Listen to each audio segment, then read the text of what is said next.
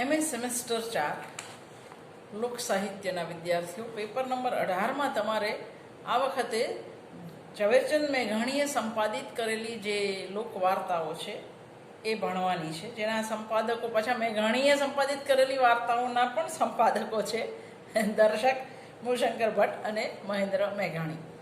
તો આ વાર્તાઓની વાત મેં દરેક વાર્તાનું જ્યારે પઠન કર્યું છે તમારા માટે ત્યારે એ વાર્તા વિશે પણ કહ્યું છે. આજે હું બે મુદ્દા તમને કહીશ. એક તો લોકવાર્તા એટલે શું, એના પ્રકારો, અને મોટિફ એટલે શું. તો પહેલાં લોકવાર્તા અથવા લોકકથા. લોકકથા કે લોકવાર્તા બંને એક જ છે, આ યાદ રાખજો, બેઉ જુદું નથી. જેને અંગ્રેજીમાં ફોક ટેલ કહેવામાં આવે છે, એ મુખ્યત્વે કહેવા સાંભળવા માટેની કથા છે, એ લખવા માટેની નથી. આપણી પાસે લેખિત રૂપમાં છે એ અલગ વસ્તુ છે, પણ એ કહેવા સાંભળવાની વસ્તુ છે. આ કથા લિખિત નહીં પણ મૌખિક પરંપરા દ્વારા લોક સમાજમાં ઉતરી આવતી અને પ્રચાર અને પ્રસાર પામતી. તમે જે ગયા સેમેસ્ટરમાં લોક સાહિત્ય એટલે શું ભણેલા, તમે એવું ભણતા કે લોક સમૂહ દ્વારા રચના થાય, એનો કોઈ સર્જક ના હોય, એ કાન અને ગળા દ્વારા કંઠ પરંપરાએ અને શ્રુતિ પરંપરાએ પ્રચાર પ્રસાર પામે છે, એવું પણ તમે કહેતા. એ મૌલિક નહીં પણ મૌખિક હોય એ પણ કહેતા. અને સ્થળે બદલે, સંદર્ભ બદલે, ગાનાર બદલે, એ સાથે એ બદલાય, કહેનાર બદલે એની સાથે એ બદલાય. તો લોકકથા એ કહેવા સાંભળવા માટેની કથા છે. આ કથા લિખિત નહીં પણ મૌખિક પરંપરા દ્વારા લોક સમાજમાં ઉતરી આવે અને પ્રચાર અને પ્રસાર પામે. એક જ લોકકથા કથકે કથકે જમાને જમાને બદલાતા સ્થળ સંદર્ભે બદલાતી રહે છે. હું કહું, મારા બદલે બીજું કોઈ કહે, એના બદલે ત્રીજું કોઈ કહે, તો એ કથાનું રૂપ બદલાઈ જાય આખું. એટલે કે શૈલી, કહેવાની જે લઢણ છે, લય છે, લહેકા છે, હું એની અંદર કશું ઉમેરું પણ ખરી, કશું બાદ પણ કરું, એટલે એનો કોઈ અફર પાઠ હોય નહીં, એની અંદર પાઠાંતર જોવા મળે. લોકકથાનું માધ્યમ ગદ્ય અને પદ્ય બંને હોય છે. જેમ લોકગીત અને કથાગીત માત્ર પદ્ય જ હતા, પણ લોકકથામાં એવું નહીં કહી શકાય, કારણ કે દુહાબદ્ધ પ્રેમ કથાઓ મેં તમને ઘણી બધી કહી છે. એ શેણી વિજાણંદ હોય, રાણક દેવી રાખેંગાર હોય, હોથલ પદમણી હોય, દેવરો આણલદે હોય, આ બધી દુહાબદ્ધ લોકકથાઓ છે જે પદ્ય દુહા દ્વારા આગળ વધે. ગદ્ય સાથે દુહા મિશ્રિત હોય એવી લોકકથાઓ પણ અનેક છે. લોકકથાનો કથક માત્ર કહેતો નથી, એ દુહા ગાય પણ છે. લોકકથાનો શ્રોતા વર્ગ મોટે ભાગે ગામડાના લોકો હોય છે, એટલે એની કથન શૈલી હંમેશા સરળ હોવાની. આ કથકના લય લહેકા એવા હોય કે સાંભળનાર રસ તરબોળ થઈ જાય. શ્રોતાઓને તે એક રસમાંથી બીજા રસમાં આસાનીથી લઈ જાય. સામાન્ય કથકથી માંડી લોકકથાના કથક વ્યવસાયી પણ હોય. ધારો કે હું લોકવાર્તા કહું છું ત્યારે હું સામાન્ય કથક છું, પણ કોઈ ભીખુદાન ગઢવી કે તો એ વ્યવસાયી કથક છે. વાર્તા કથન જે કરે છે એ ચારણ, ગઢવી, બારોટ, મીર, ભરથરી બાવા, તરગાળા, તુરી વગેરે જ્ઞાતિના લોકો હોય છે. લોકકથા ટૂચકા જેવી ટચુકડી પણ હોય અને રાતોની રાતો ચાલે એવી મહાકથા, જેને સાગા કહેવાય, મહાકથા પણ હોય. કારણ કે એનો એક પ્રકાર ટૂચકો પણ છે અને બીજો પ્રકાર સાગા પણ છે. મોટે ભાગે આ વાર્તાઓ રાતે કહેવાતી હોય છે. વ્રત કથાઓ દિવસે પણ કહેવાય, એટલે રાતે જ કહેવાય એવો કોઈ નિયમ નહીં. વ્રત કથાઓ મોટા ભાગે દિવસે કહેવાય. આ વાર્તાઓમાં પ્રેમ, શૌર્ય, સત્યની કસોટી, રખરખાવટ, દોસ્તી, ઉદારતા વગેરે વિષયની કથાઓ એક જણ કહેતો હોય અને સમૂહ સાંભળતો હોય. મોટે ભાગે ગ્રામજનો માટે લોકકથાઓ મનોરંજન સાથે કશુંક શીખવતી પણ હોય. આનંદ સાથે લોક શિક્ષણ પણ આ કથાઓ આપે છે. લોકકથાઓ વિશ્વવ્યાપી છે, માત્ર આપણે ત્યાં છે એવું નથી, બધે જ. કોઈ દેશ, કોઈ ભાષા, કોઈ બોલી કે કોઈ સમાજ એવો નથી હોતો જેની પાસે પોતાની લોકકથાઓ ન હોય. આ લોકકથાનો કહેનાર, સાંભળનાર વર્ગ લોક છે. એ લોકોની વાર્તા છે અને લોક દ્વારા કહેવાય છે. લોક કંઠે એ રમે છે. પરંપરાગત રીતે કહેવાતી મૌખિક કથા છે એટલે લોકકથા. પરંપરાગત રીતે કહેવાતી મૌખિક કથા એટલે લોકકથા. આ લોકકથામાં પશુ, પંખી, રાક્ષસ, દેવ, પરી, જાદુગર, માણસના સારા નરસા પાત્રો એટલે કે અસુર, રાક્ષસ, ડાકણ, આ બધું જ આવે. પ્રેમ, શૌર્ય, દોસ્તી, ધાર્મિક માન્યતાઓ, બુદ્ધિ, ચાતુર્ય, મનોરંજન, સમાજનું ચિત્ર આ લોકકથાઓમાં તમને મળે. પૃથ્વીના પટ પર વસતી સંસ્કૃત કે અસંસ્કૃત કોઈ પણ પ્રજા કથા રસ વગરની હોતી નથી. કથા રસની ઉત્કંઠા એ મનુષ્યની નૈસર્ગિક વૃત્તિ છે. એટલે વાર્તા દુનિયાના દરેક દેશમાં હોય જ, અને જમાને જમાને કથકે કથકે આ વાર્તા બદલાય પણ. લોકશાસ્ત્રના જે વિદ્વાનો છે, જે જ્ઞાતાઓ છે, એ લોકકથાનું પગેરું ઋગ્વેદથી માંડી, આ ભારતની વાત કરું છું, ઋગ્વેદથી માંડી બ્રાહ્મણ ગ્રંથો, ખાસ કરીને શતપથ બ્રાહ્મણમાં મળતી ઉર્વશી અને પુરુરવાની કથા, વૃત્તાસુર વધની કથા, દધીચી ઋષિના હાડકાના દાનની કથા, કે ઉપનિષદોમાં જે મળે છે કથાઓ ગાર્ગી, યાજ્ઞવલ્કની, સત્યકામ જાબાલની, આ બધાના સંવાદોમાં આપણા વિદ્વાનો એના મૂળ શોધવાની મથામણ કરે છે. તો કેટલાક રામાયણ મહાભારતના આખ્યાનો, પંચતંત્ર, હિતોપદેશ, વેતાલ પંચવિશતી જેવી સંસ્કૃત કથાઓમાં, કથા સરિત સાગર અને બૃહદ કથા મંજરી જેવા પ્રાકૃત ગ્રંથોમાં, જાતક કથાઓ, મહાપુરાણ, હરિવંશ જેવા પુરાણોમાં તથા બ્રાહ્મણ, બૌદ્ધ અને જૈન લેખકોએ રચેલી ગદ્ય પદ્ય કથાઓમાં લોકકથાના કણોને આપણા વિદ્વાનોએ વિલસતા જોયા છે. આ બધા એના મૂળ છે. લોકકથાના જગવિખ્યાત વિજ્ઞાન ડૉક્ટર થોમ્સનના મતે વિભિન્ન પ્રકારની લોકકથાના બધા સ્વરૂપોને નિર્દેશી સમાવી શકે એવી અર્થવ્યાપ્તિવાળો શબ્દ, એટલે એમાં ટૂચકો પણ આવી જાય, સાગા પણ આવી જાય, પશુકથા પણ આવી જાય, એ બધી આવી જાય એવો એક શબ્દ છે ટેલ, TALE. આ કોણે કહ્યું? Doctor Thomson. કે લોકકથાના તમામ પ્રકારોને આવરી લેતો એક શબ્દ છે, એ છે ટેલ. પુરાકથાથી માંડીને અરેબિયન નાઇટ્સ કે બહારવટિયા કે શૂરવીરોની અર્ધ ઐતિહાસિક, અર્ધ કલ્પિત કથાઓ, તમારી પાસે જે જોગીદાસ ખુમાણ છે, મૂળું માણેકની જે કથા છે, એ અર્ધ ઐતિહાસિક છે. આ પાત્રો હતા, પણ એમની સાથે સંકળાયેલા દરેક પ્રસંગો એ સાચા જ છે, બનેલા જ છે એવા વહેમમાં રહેવું નહીં. એની અંદર કલ્પનાનું તત્વ ભળે. તો આની અંદર ઐતિહાસિક કે અર્ધ ઐતિહાસિક, અર્ધ કલ્પિત કથાઓ, આ બધા માટે તમે ટેલ શબ્દ, TALE, ટેલ શબ્દ પ્રયોજી શકો. ગુજરાતી ભાષામાં લોકકથા કે લોકવાર્તા શબ્દ રૂઢ થયેલો છે. એનો અર્થ એ થાય લોકના કંઠે રમતી, પરંપરાગત રીતિએ કહેવાતી, કંઠસ્થ કે મૌખિક વાર્તા એ લોકવાર્તા. આવી કથા કે વાર્તામાં ક્રમબદ્ધ ઘટનાઓ કે પ્રસંગો હોય છે. ક્રમબદ્ધ એટલે રેખાયિત. તમે અત્યારની વાર્તામાં જેમ ફ્લેશબેક વગેરે હોય એવું નહીં, સીધી લીટીએ પછી ખાધું પીધું ને રાજ કર્યું એવું હોઈ શકે.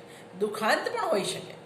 શેણી વિજાણન દુખાંત કથા છે, ખેમરો લોડણ દુખાંત કથા છે, રાંકદેવી રાખેંગાર દુખાંત કથા. સુખાંત તો માત્ર દેવરો અને આણંદેવાળી જ કથા છે, જેનો અંત સુખાંત છે.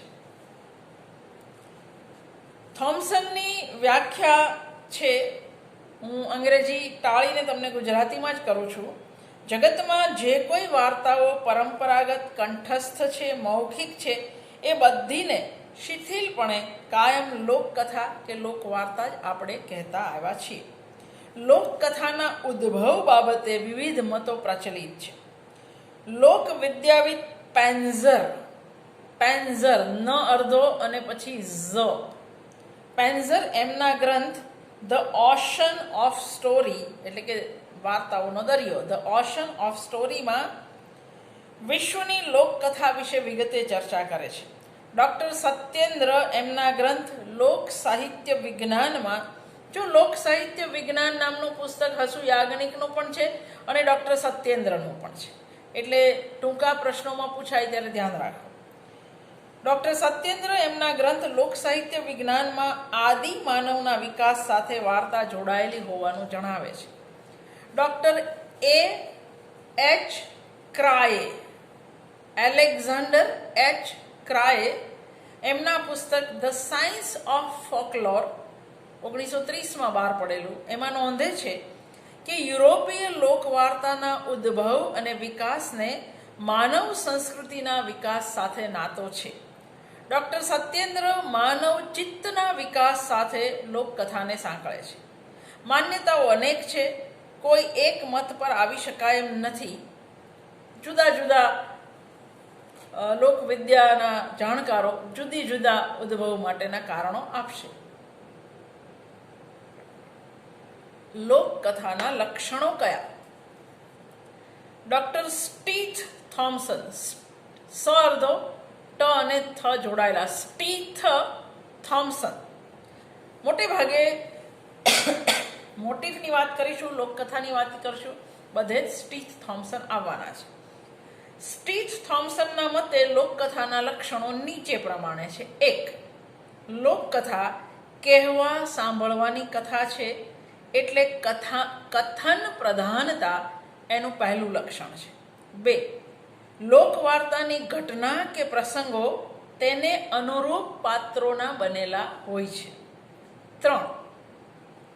ઘટના, પ્રસંગ કે પાત્ર આ બધું કલ્પિત, ઐતિહાસિક કે અર્ધ ઐતિહાસિક હોય, પણ લોકકથા થવા માટે એ પરંપરાગત હોય એ જરૂરી છે. આ પહેલી શરત. પરંપરાગતતા એ એનું આગવું લક્ષણ છે. કંઠોપકંઠ અને પેઢી દર પેઢી એ વહેતી રહે છે. એમાં મૌલિકતા બિલકુલ હોતી નથી. કોઈ લેખકે લખેલી વાર્તામાં મૌલિકતા હોય, લોકકથામાં નહીં. 4થું લક્ષણ. કથકે કથનની છટા બદલાય. સ્મૃતિપટ પર સહેલાઈથી ટકી રહેનારા તત્વોનો એમાં સમાવેશ થાય અને એ તત્વોને આધારે જ લોકકથા ટકી શકે. જો સ્મૃતિપટ પર ન ટકે તો એ ટકે જ નહીં, એ એક કાનથી બીજા કાન જાય જ નહીં, કારણ કે સ્મૃતિ અને શ્રુતિ બેઉ સરખા જવાબદાર છે એના પ્રચાર અને પ્રસાર માટે. 5મું લક્ષણ. જમાને અને કથકે એકની એક લોકકથા સહેજ સાજ સુધારા પામે છે. પરિણામે લોક સાહિત્યના અન્ય સ્વરૂપોની જેમ લોકકથામાં પણ પાઠાંતર હોય છે, પાઠભેદ હોય છે. પાઠ બદલાય પણ મુખ્ય ઘટના કે મોટિફ એ બદલાતા નથી. શૈલી બદલાય, કથન શૈલી બદલાય, પરિણામે પાઠ બદલાય, પણ મોટિફ અને મુખ્ય ઘટના એના એ રહે. આ 5 લક્ષણો એ સ્ટીફ થોમ્સનના મતે લોકકથાના લક્ષણો છે.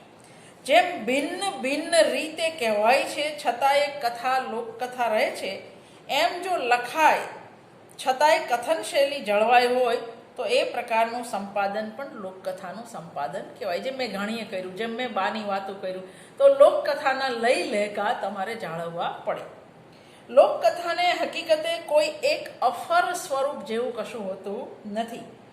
લિન્ડા ડેઈ નામના વિદ્વાન કહે છે તેમ એ કહેવાતી અટકે અને ચોકઠામાં બંધાઈ જાય પછી તે લોકકથા રહેતી નથી, લોકકથા મટી જાય છે. એ તો બદલાતી રહે, વળતી રહે, કહેવાતી રહે અને વહેતી રહે તો જ લોકકથા રહે.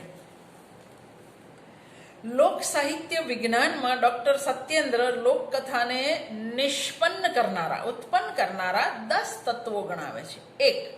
લોકમાનસ. 2. કથ્ય રૂપ. 3. પાત્ર. 4. કથા વસ્તુની કરોડરજ્જુ જેવું મોટિફ, મોટિફ એટલે કથા ઘટક. 5 ઘટના કે પ્રસંગો. 6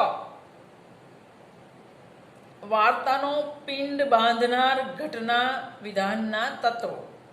7 કથાનું મૂળભૂત કાઠું અથવા મૂળભૂત રૂપ, ટેલ ટાઈપ જેને કહેવાય. કથાનું મૂળભૂત કાઠું, દેહ, કાઠું એટલે દેહ. 8 કથા હેતુ કે કથાનો ઉદ્દેશ. 9 કથા બહેલાવનારા કે એને ચગાવનારા તત્વ. આપણે કહીએ ને કે બહેલાવીને કીધી. એક નાની મસ્તી વાર્તા હું તમને કલાક સુધી પણ કહી શકું. તો કથાને બહેલાવનારા કે એને ચગાવનારા તત્વો. દાખલા તરીકે એમાં વચ્ચે ટૂચકા આવે, ઉખાણા આવે, પદ્યના ટુકડાઓ આવે, ગીતો આવે, કહેવતો આવે, કશું બી આવે, અને એના કારણે કથા લંબાય. અને 10મું કથા કહેતી સાંભળતી વખતનું વાતાવરણ તથા કથામાં ઊભું થતું વાતાવરણ. કથાગત અને શ્રોતાગત વાતાવરણ. આ 10 તત્વો ડૉક્ટર સત્યેન્દ્રના હિસાબે લોકકથા નિષ્પન્ન કરનારા તત્વો છે. લોકકથાનું વર્ગીકરણ એ તમારો મૂળ પ્રશ્ન છે. જેટલા લોકોએ, જેટલા વિદ્વાનોએ લોકકથા ક્ષેત્રે કામ કર્યું છે એ દરેકે પોતાની રીતે એનું વર્ગીકરણ કર્યું જ છે. આપણે ત્યાં છેક અભિનવગુપ્તથી આનું વર્ગીકરણ થતું આવ્યું છે. હેમચંદ્રાચાર્યે પણ કર્યું છે. અભિનવગુપ્ત લોકકથાનું વર્ગીકરણ મૂળ 3 રૂપે કરે છે. 1 પરિકથા, 2 સકળ કથા, સકળ કથા એટલે બધી કથા, અને 3 ખંડકથા. જો કે લોકકથાના વૈજ્ઞાનિક દ્રષ્ટિએ વર્ગીકરણના શ્રી ગણેશ યુરોપમાં 19મી સદીના મધ્યભાગમાં થયા. અને એટલે હું અભિનવગુપ્ત અને હેમચંદ્રાચાર્યના વર્ગીકરણને લેતી, આપણે શાસ્ત્રીય પદ્ધતિએ ભણીએ છીએ એટલે તો આપણે એ યુરોપીય પદ્ધતિથી જે વર્ગીકરણ થયા છે તે જ લઈશું. લોકકથાના વર્ગીકરણની વિવિધ પદ્ધતિઓ છે. મૂળ 3 પદ્ધતિ. 1 પાત્રના નામ પ્રમાણે શીર્ષક બાંધી એને એક વર્ગમાં વિભાગવા. 2 લોકકથામાંની એકાદ આકર્ષક પંક્તિ પસંદ કરી તેવી સમાનતાવાળી પંક્તિઓવાળી લોકકથાનું એક વર્ગમાં વર્ગીકરણ કરવું. અને 3 અકારાદિ ક્રમે. મોટે ભાગે ત્રીજું વધારે સ્વીકૃત છે. અકારાદિ ક્રમ એટલે આલ્ફાબેટિકલ, ABCD પ્રમાણે, ક કા કી પ્રમાણે. સ્ટીથ થોમ્સન કથા પ્રકૃતિ અને મોટિફ પ્રમાણે લોકકથાના વર્ગીકરણ પર ભાર મૂકે છે. એમણે વિશ્વની લોકકથાઓનું વર્ગીકરણ મોટિફ ઇન્ડેક્સ, કથા ઘટકની અનુક્રમણિકા જે કોઈ મોટિફ ઇન્ડેક્સના 6 ભાગમાં કર્યું. જોકે એમાં પંચતંત્ર સિવાયની અન્ય કોઈ ભારતીય લોકકથા માટેની માહિતી પ્રાપ્ત થતી નથી, એ એની મર્યાદા છે. સ્ટીથ થોમ્સન આ રીતે વર્ગીકરણ કરે છે. 1 પુરાકથા એટલે કે મિથ, 2 પરિકથા, 3 લિજેન્ડ વીરકથા કે દંતકથા, 4 પશુકથા, 5 નીતિકથા, 6 મહાકથા સાગા. ડૉક્ટર સત્યેન્દ્ર નીચે પ્રમાણે વર્ગીકરણ કરે છે. 1 ધર્મગાથા, એ મિથને ધર્મગાથા કહે છે, પેલા પુરાકથા કહે છે. 2 પરિકથા, 3 લિજેન્ડ, 4 દંતકથા એનેક્ડોટ, 5 ફેબલ દ્રષ્ટાંત કથા, અને 6 લોકગાથા બેલેડ. ડૉક્ટર હરદ્વારીલાલ શર્મા લોકવાર્તા વિજ્ઞાન ખંડ 1માં લોકકથાના વર્ગીકરણ પર વિશદ ચર્ચા કરે છે. એમણે દર્શાવ્યા પ્રમાણે ઈસવીસન 1937માં પેરિસ કોંગ્રેસમાં ફોન સાઇડો નામ છે, ફોન સાઇડોએ લોકકથાને 5 વર્ગમાં વહેંચી હતી. 1 ફેબલ એટલે દ્રષ્ટાંત કથા, 2 જેસ્ટ JEST જેસ્ટ એટલે પરિહાસ કથા, મજાક, 3 લિજેન્ડ એટલે દંતકથા, ખ્યાતવૃત્ત, 4 શોર્ટ સ્ટોરી અને 5 ફેરી ટેલ એટલે પરિકથા. ડૉક્ટર હરદ્વારીલાલ શર્માનું વર્ગીકરણ આવું છે. 1 દેવકથા, 2 દંતકથા, 3 સંસ્કૃતિ નાયકોની કથા, 4 પશુકથા, 5 બોધકથા, ફેબલ અને પેરાબલ, પરિકથા અને વીરકથા. 7મો પ્રકાર ડિંગ ગપ્પા, 8મું દાદા દાદીની કથા, 9 લોકોક્તિ, 10 વ્યંગ વિનોદ કે પરિહાસ કથા. તો આ ભારતીય અને પરદેશના વિદ્વાનો પ્રમાણે થયેલું વર્ગીકરણ. લોકકથાના વર્ગીકરણમાં આપણે ત્યાં પાયાનું કામ કરવામાં દિનેશચંદ્ર જૈન, ઝવેરચંદ મેઘાણી, પુષ્કર ચંદાવરકર, દુર્ગા ભાગવત જે મરાઠી વિદુષી, doctor Shrichandra Jain Hindi, doctor Satyendra, doctor Krishnadev Upadhyay અને હરદ્વારીલાલ શર્મા મુખ્ય છે. આ ભારતીય વિદ્વાનો છે. ઝવેરચંદ મેઘાણી લોકકથાના 5 પ્રકાર કહે છે. 1 પરિકથા, 2 રંજક કથા, 3 પશુકથા, 4 સ્થાનિક દંતકથા અને 5 સ્થળાંતર પામતી દંતકથા. પુષ્કર ચંદાવરકર 8 પ્રકાર આપે છે. ડૉક્ટર કૃષ્ણદેવ ઉપાધ્યાયના મતે લોકકથાના 6 પ્રકાર છે. 1 નીતિકથા, 2 વ્રતકથા, 3 પ્રેમકથા, 4 મનોરંજક કથા, 5 દંતકથા, 6 પુરાણ કથા. આ સમગ્ર ચર્ચાના નિષ્કર્ષ રૂપે આપણે લોકકથાના 6 પ્રકારની ચર્ચા કરીશું. 1 પુરાકથા, 2 પરિકથા, 3 નીતિકથા, 4 દંતકથા, 5 વિનોદ કથા અને 6 મહાકથા એટલે જેને સાગા કહેવાય છે તે. 1 પુરાકથા એટલે મિથ. લોકકથાઓનું પ્રાચીનતમ સ્વરૂપ અને આદિમ મૂળ મનાય છે. એન્ડ્રુ સેંગ કહે છે કે myths are the history of man's early development. મનુષ્ય જાતિની શરૂઆતની આદિમ જે વિકાસ રેખા હતી એ મિથ છે. ડેનિયલના મતે પુરાણ કથાઓને અનુષ્ઠાન વિધિ, ધાર્મિક ક્રિયાઓ, ધાર્મિક શ્રદ્ધાઓ, ધર્માચરણ સાથે નજીકનો સંબંધ છે. અને એટલે ધારો કે કોઈ એને ધર્મકથા કહે તો આપણે કંઈ વિરોધ કરતા નથી. ઋગ્વેદમાંથી, બ્રાહ્મણ ગ્રંથોમાંથી, ઉપનિષદોમાંથી અનેક પુરાકથાઓ પ્રાપ્ત થાય છે. ગ્રીક, હિબ્રુ અને જર્મન ભાષામાં પણ વિપુલ પ્રમાણમાં પુરાકથાઓ છે. 2 પરિકથા, ફેરીટેલ. પરિકથાનો સામાન્ય અર્થ આકાશમાં ઉડતી પરીઓની કથા એવો નહીં સમજતા. અહીં કલ્પિત મનોરંજક કથા એવો અર્થ છે. સાતત્યપૂર્ણ ગદ્યમાં રજૂ થતી કથા છે. આમાં પદ્ય હોતું નથી. એ ગંભીર હોય તો તેમાં હાસ્યરસ પણ હોય. એમાં એક મુખ્ય પાત્ર નાયક અથવા નાયિકા હોય છે જે આરંભે ગરીબ હોય પણ પછીથી અનેક પરાક્રમો કરી અતિમાનવ પાત્રોની મદદથી, એટલે કે કોઈ દેવતા કે કોઈ ગાંધર્વ કે એવા કોઈ એને મદદ કરે છે, એમની મદદથી ઈચ્છિત વસ્તુને પામે, છેવટે તે કાયમ માટે સુખ પામે. એમાં કોઈ ખલપાત્ર પણ હોય. ખલપાત્ર એટલે વિલન પણ હોય. પરિકથાનું પ્રસારણ 2 રીતે શક્ય બને. 1 દરિયાઈ વાટે અને 2 ધરતી પર ભ્રમણ કરતા યાત્રીઓ દ્વારા. આ બીજા પ્રકારમાં પાઠાંતરોને વિશેષ પ્રમાણમાં અવકાશ છે. ભારતીય પરિકથાઓ હશે તો ત્યાં અપ્સરાઓ વધારે જોવા મળશે, ગાંધર્વો વધારે જોવા મળશે. પરદેશી હશે તો પરીઓ વધારે જોવા મળશે. સ્ટીથ થોમ્સન જેવા વિદ્વાનો પરિકથાના પર્યાયમાં હાસ્ય કટાક્ષ કથા, પશુકથા વગેરેને પણ સમાવી લે છે. હરદ્વારીલાલ શર્મા પુરાકથા, દંતકથા અને પરિકથા એમ 3 પ્રકાર પાડે છે. ટૂંકમાં દરેક પોતાની રીતે પ્રકાર પાડતા રહેવાના. 3જો પ્રકાર નીતિ કથાઓ, ફેબલ. આવી કથાઓ ભારતીય સાહિત્યમાં પંચતંત્રમાં, હિતોપદેશમાં છે. એમાં પશુકથાઓ, જાતક કથાઓનો સમાવેશ થાય છે. આ કથાઓનો પટ પરિકથા કરતાં ટૂંકો છે. આ સ્વભાવે ગંભીર અને શુષ્ક હોય છે.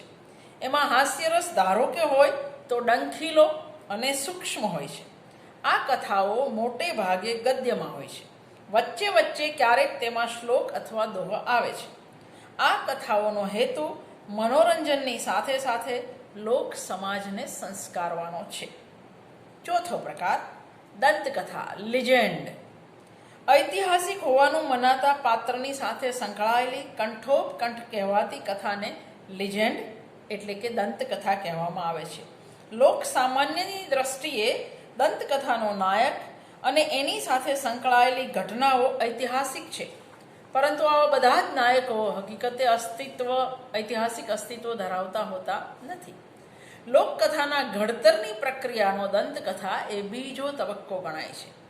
પુરાકથાનો સંબંધ આદિમ સંસ્કૃતિ સાથે છે, જ્યારે દંતકથાનો સંબંધ સભ્યતાના વિકાસની સાથે છે.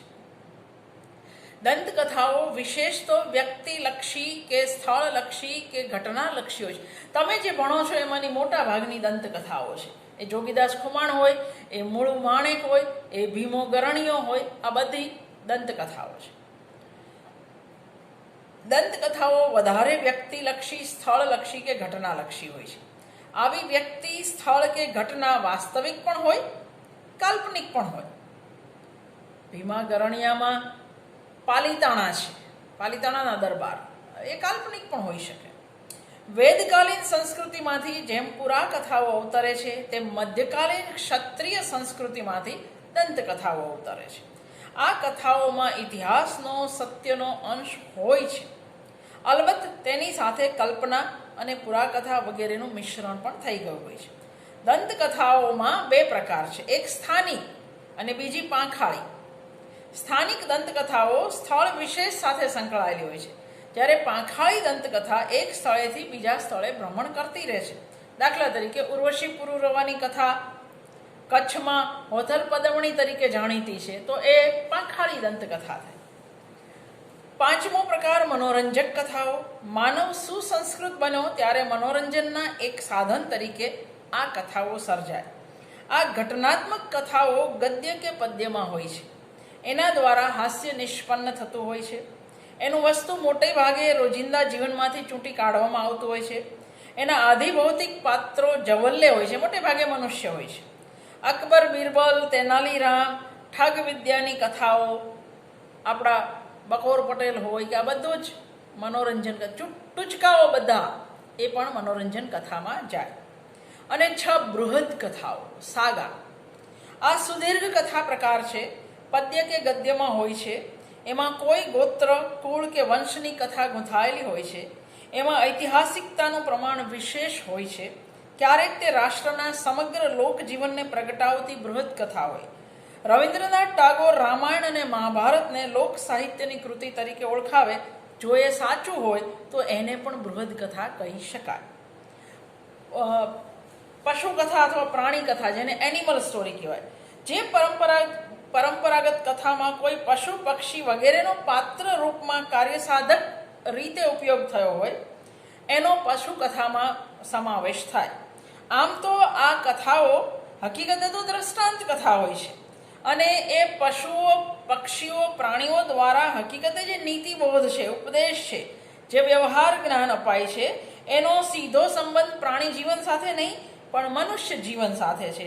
આવી કથાને ફેબલ, FABLE એટલે કે દ્રષ્ટાંત કથા પણ કહે છે.